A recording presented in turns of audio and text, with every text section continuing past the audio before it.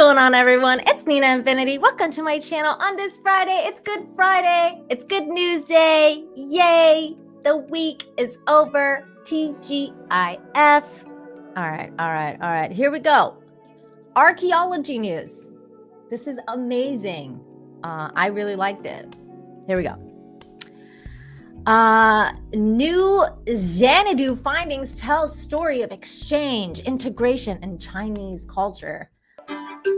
It's learned from a news briefing held Monday that around 13,000 pieces of relics have been discovered at the legendary Sangxingdui ruin site in West China's Sichuan province since October 2020. 这件网格撞击应该是7号坑里边体量最大的一件，保存最完整的一件青铜器。那更重要的是呢，这一件文物它的形制特征、造型和制作技术都属上乘，造型就非常的奇特了，在之前是从来没有见到过的。Remains of houses and stonewares, ivory and golden objects have also been unearthed around the 6 sacrificial pits of the ruins.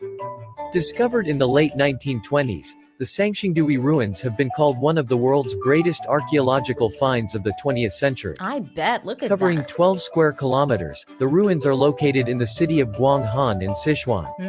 They are believed to be remnants of the Shu kingdom, which survived for over 2,000 years. Like Sichuan chicken. The ruins date back at least 4,800 years. Here's a good person. Right here, this gentleman right here. Off-duty firefighter rescues a toddler from a burning building after smoke became too much. He was off-duty. He didn't have to do it, but he did, because he was in the right place at the right time. Listen to this story. This is so cool. This is so cool.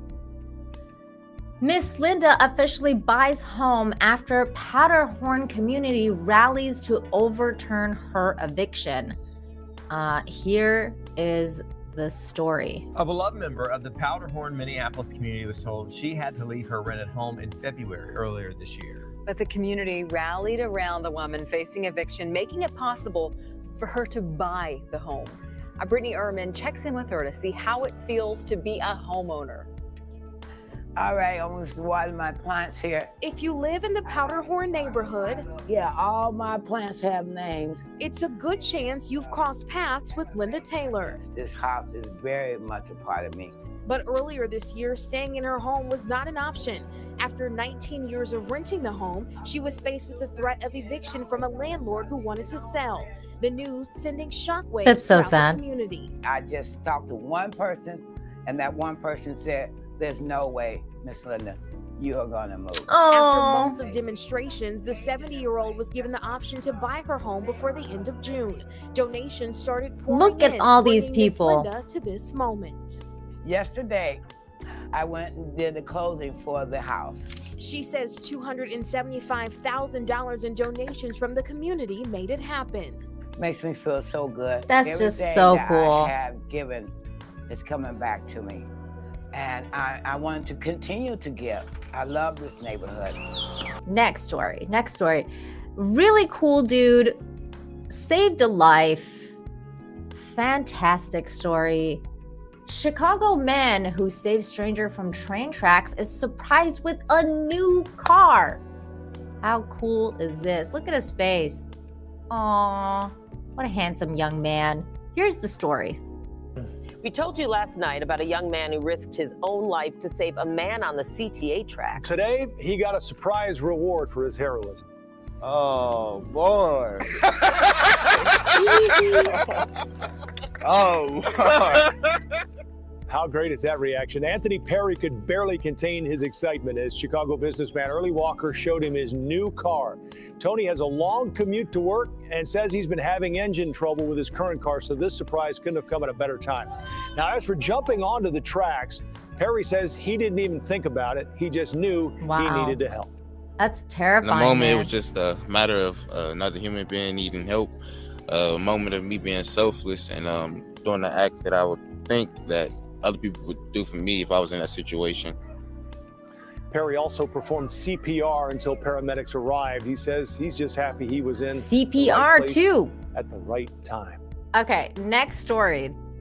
Another good human doing good things. This gentleman is what a nice thing to do for a lot of people.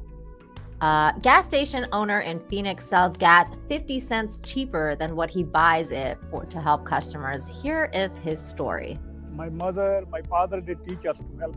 If you have something, you have to share with other people. The owner of a gas station in Phoenix really wants to help ease your pain at the pump. He is selling gas nearly 50 cents cheaper a gallon than he pays for it. That means he's losing hundreds of dollars every single day just to try to make it cheaper for his customers. That is How really nice of him. Michael Raimondi live at that gas station, 20th Street in Osborne. And Michael, this man is sacrificing a lot for his customers.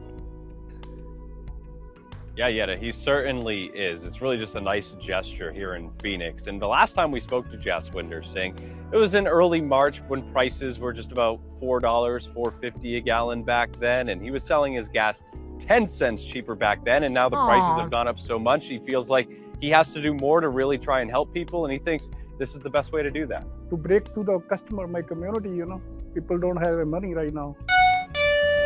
Singh and his wife are working extra hours right now to try and lessen the blow from the lower prices. Helping others is their lifestyle, and it's appreciated. My mother, my father did teach us to help. If you have something, you have to share with other people. I am super thankful. I'm grateful that it's here. Next story is the highlighted story of the show. It's what's on the thumbnail. And I gotta say, I think it's probably my favorite body cam video I've ever watched. Police officers helped two boys rescue a kitten trapped in a storm drain. This was something to watch. So we're gonna watch a little bit of it because it's a pretty long video. It's 10 minutes. So I'm just gonna gonna fast forward it to some. So this is when they're trying to figure out where it is, and then they figure it out that it's in the storm drain, and then they kind of start trying to lift the manhole. Oh yeah. Step on it. So right now they're using axes and stuff like that to move the manhole. But do you hear the kitten? The baby's look at this, and it's like teamwork. There's all these people trying to. So if we get the cat out, are you gonna keep it? We might. Or we might sell it. Something fun. Oh my god. That one kid was like, yeah, we might keep it. And the other kid's like, we might sell it. That kid's on the grift right there. He's like, we can sell this cat. And the other kid's like, I'm keeping it, dude. I'm keeping it. Pertains to this. Stormy, because it's a storm drain. Oh yeah. Stormy, you? They do name. You want a cat, sir? It's cute. It's like a little baby.